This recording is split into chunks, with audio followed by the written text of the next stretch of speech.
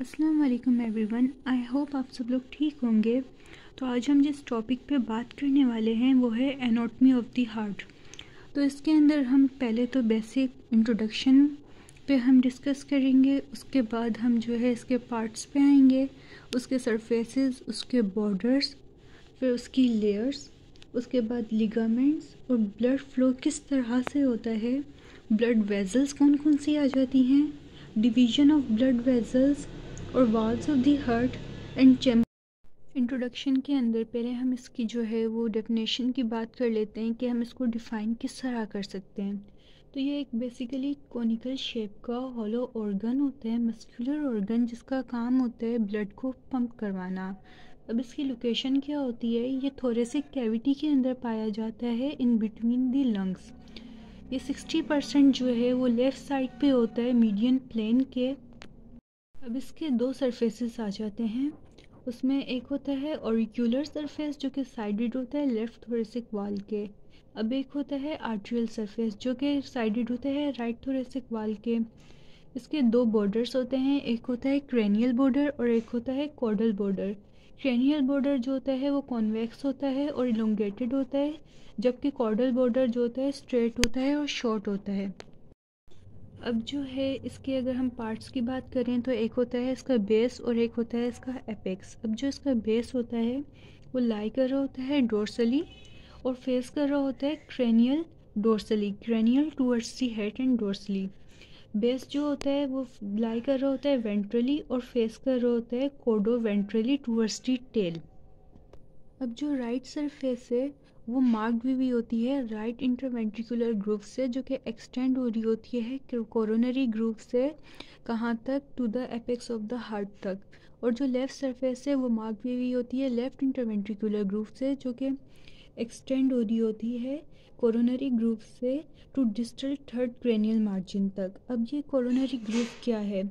Coronary groove basically separation होती है atria की और वेंट्रिकल्स की, और ये जो सेपरेशन होती है ये कार्डियक स्केलेटन की मदद से होती है। Cardiac skeleton basically ring type होता है और कंटेन कर रहा होता है आइलैंड ऑफ फाइब्रोकार्टिलेजेस। तो हार्ट जो होता है वो डिवाइडेड हुआ होता है internally by longitudinal interventricular septum के ज़रिए लेफ़्ट और राइट साइड के अंदर।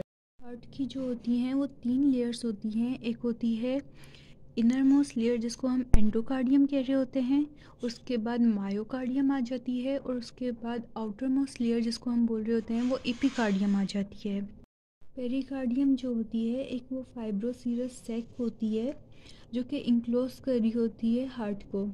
अब इसकी फॉर्मेशन की बात करें तो कंपोज भी होती है ये 2 लेयर्स से। 2 लेयर्स में एक फाइब्रस लेयर आ जाती है और एक सीरस लेयर आ जाती है। सीरस लेयर के भी अब 2 पार्ट होते हैं, एक होता है पेराइटल और एक होता है विज़रल। विज़रल पार्ट जो होता है इनर वाला, इनर मोस्ट पार्ट जो होता है सीरस पेरिकार्डियम का, उसको हम जो है वो एपिकार्डियम भी कहते हैं। पेरिकार्डियल फ्लूइड जो है वो मौजूद होता है पेरिकार्डियल कैविटी के अंदर, जो कि स्पेस होता है सीरस लेयर्स के बीच में पेरिकार्डियम की। ये जो है हेल्प करता है रिड्यूस करने में फ्रिक्शन को। अगर हम लिगामेंट्स की बात करें तो 2 लिगामेंट्स होते हैं, स्टेनो पेरिकार्डियल लिगामेंट और दूसरा लिगामेंटम एट्रियोसम। अगर हम ब्लड वेसल्स की बात करें तो हमारे पास सुपीरियर वेना केवा आ जाता है, inferior vena cava, pulmonary artery आ जाती है और पल्मोनरी वेन्स आ जाती हैं। सुपीरियर वेना केवा जो है वो हम बोलते हैं कि वो सेकंड बिगेस्ट वेन है और ये जो है वो ब्रिंग करती है डीऑक्सीजनेटेड ब्लड को अपर पार्ट्स ऑफ द बॉडी के से लेकर आती है। अब अपर पार्ट्स ऑफ द बॉडी के अंदर हम एग्जांपल लें तो उसके अंदर जो है वो हमारे अपर लिम्स आ जाते हैं, हेड आ जाता है, हमारी नेक आ जाती है। और जो इन्फीरियर वेना केवा है वो लेकर आती है डीऑक्सीजनेटेड ब्लड को from lower parts of the body से राइट एट्रियम के अंदर। ऑफ ब्लड वेसल्स की बात करें तो हमारे पास पल्मोनरी आर्टरी आ जाती है और सिस्टमेटिक आर्टरी आ जाती है। पल्मोनरी, पल्मो जैसे नाम से ही पता लग रहा है कि लंग्स, तो ये जो है राइट वेंट्रिकल से लेके जाती हैं डीऑक्सीजनेटेड ब्लड को राइट लंग्स के पास और लेफ़्ट लंग्स के पास, और फिर जो है वहाँ पे जो है ऑक्सीजन जो है वहाँ से कार्बन डाइऑक्साइड ब्लड से रिमूव हो जाती है और ब्लड जो है वो ऑक्सीजन रिच होके हार्ट के अंदर जो है वो वापस आ जाता है लेफ़्ट आर्ट्रियम के अंदर। और बाकी जो है वो सिस्टमेटिक आर्टरी वो जो है वो ऑक्सीजनेटेड ब्लड को लेफ़्ट वेंट्रिकल से जो है वो लेके जाती हैं through out the body. Oxygenated blood supply करती हैं पूरी बॉडी के अंदर। पल्मोनरी वेन जो है वो वाहिद वेन है जो कि ऑक्सीजनेटेड ब्लड को कैरी करती है लंग्स से लेके वो सीधा लेफ़्ट आर्ट्रियम के अंदर आती है ऑक्सीजनेटेड ब्लड लेके, वरना वेंस जो है वो डीऑक्सीजनेटेड ब्लड कैरी करती हैं। और पल्मोनरी आर्टरी वाहिद आर्टरी है हमारी बॉडी के अंदर जो डीऑक्सीजनेटेड ब्लड कैरी करती है और उसको जो है वो लंग्स तक लेके जाती है। हमारे पास 4 चैम्बर्स होते हैं, एक राइट एट्रियम, एक लेफ़्ट एट्रियम, एक राइट वेंट्रिकल और लेफ़्ट वेंट्रिकल। अब अगर हम बात करें राइट एट्रियम की तो ये राइट अपर चैम्बर होता है और पंप करवाता है ब्लड को राइट वेंट्रिकल्स के अंदर। किसके थ्रू? ट्राइकस्पिड वॉल्स के थ्रू। ये रिसीव कर रहा होता है deoxygenated blood through superior vena cava and inferior. Right atrium जो होता है वो फॉर्म कर रहा होता है right dorsocranial part of the base को, और एक इंट्रावेनस ट्यूबरकल मौजूद होती है जो कि एक ट्रांसवर्स रिज होती है टिश्यू की between opening of 2 vena cava. और इस ट्यूबरकल के कॉर्डली इंट्रा एट्रियल सेप्टम के यहाँ पे एक डिप्रेस्ड एरिया होता है जिसको हम ओवल फोसा कहते हैं, जो कि रेमिनेंट होता है फीटल डेवलपमेंट का। राइट एट्रियम में हमारे पास जो है वो 5 ओपनिंग होती हैं, एक सुपीरियर वेना केवा की, एक इंफीरियर वेना केवा की, एक ट्राइकस्पिड की और दूसरी कोरोनरी साइनस की। हम अगर बात करें लेफ्ट एट्रियम की तो ये फॉर्म करता है डोर्सोकोडल पार्ट ऑफ द बेस को, और ये रिसीव करता है ऑक्सीजनेटेड ब्लड को फ्रॉम पल्मोनरी वेंस के थ्रू। पे 2 ओपनिंग पाई जाती है, एक ओपनिंग ऑफ पल्मोनरी वेंस की और दूसरा जो है वो लेफ़्ट आर्ट्रियोवेंट्रिकुलर या बाइकस्पिड वाल्व की। और बिल्कुल राइट एट्रियम की तरह ही इसका जो है वो स्ट्रक्चर होता है, इसका शेप वगैरह होता है। ब्लड जो है वो फ्लो होता है लेफ़्ट एट्रियम से लेफ़्ट वेंट्रिकल। राइट वेंट्रिकल जो है वो रिसीव करता है डीऑक्सीजनेटेड ब्लड को राइट एट्रियम से ट्राइकस्पिड वॉल्व्स के ज़रिए, और यहाँ पे जो है ये फॉर्म करता है क्रेनियल बॉर्डर।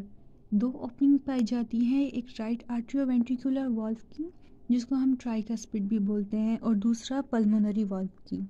लेफ़्ट वेंट्रिकल जो है वो रिसीव करता है ऑक्सीजनेटेड ब्लड बाइकस्पिड वाल्व्स के थ्रू लेफ़्ट एट्रियम से, और उसके बाद जो है यहाँ पे 2 ओपनिंग्स पाई जाती हैं, एक लेफ़्ट आर्ट्रियोवेंट्रिकुलर ओपनिंग और एक जो है वो एओर्टिक ओपनिंग।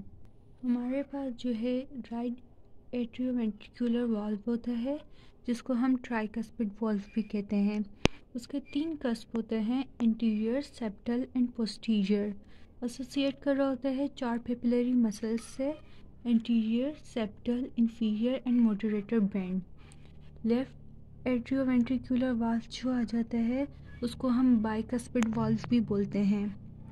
उसके अंदर 2 कस्प्स होते हैं, इंटीरियर और पोस्टीरियर, और एसोसिएट कर रहा होता है 2 पेपिलरी मसल से, इंफीरियर एंड सुपीरियर। ये वाल्व्स जो हैं उनके पास 3 सेमील्यूनर कस्प होते हैं। सेमील्यूनर मतलब हाफ मून टाइप, तो उसके पास 3 सेमील्यूनर कस्प होते हैं जो कि एंटीरियर, राइट एडजेसेंट और लेफ़्ट एडजेसेंट होते हैं, और ये एसोसिएट नहीं कर रहे होते पेपिलरी मसल्स के साथ। एओर्टिक वाल्व्स की बात करें तो एओर्टिक वाल्व्स भी जो है एसोसिएट नहीं कर रहे होते पेपिलरी मसल्स के पास, और इसके पास जो है वो 3 कस्प आ जाते हैं, राइट कोरोनरी, लेफ़्ट कोरोनरी और नॉन कोरोनरी।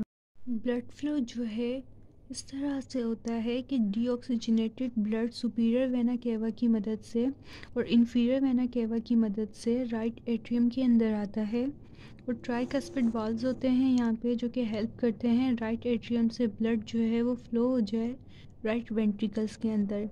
फिर राइट वेंट्रिकल्स से जो है ब्लड पल्मोनरी आर्टरी की मदद से चला जाता है लंग्स के पास।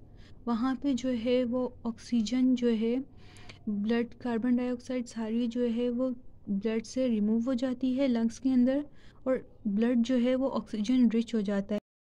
पल्मोनरी वेंस जो है वो ऑक्सीजन रिच ब्लड लेकर आती हैं लंग से लेफ़्ट एट्रियम के अंदर, और लेफ़्ट एट्रियम से जो है वो पंप कर जाता है लेफ़्ट वेंट्रिकल के अंदर थ्रू बाइकस्पिड वॉल्स, और उसके बाद जो है लेफ़्ट वेंट्रिकल से एओर्टिक वॉल्स के थ्रू वो पूरी बॉडी में ऑक्सीजनेटेड ब्लड जो है वो पंप हो जाता है।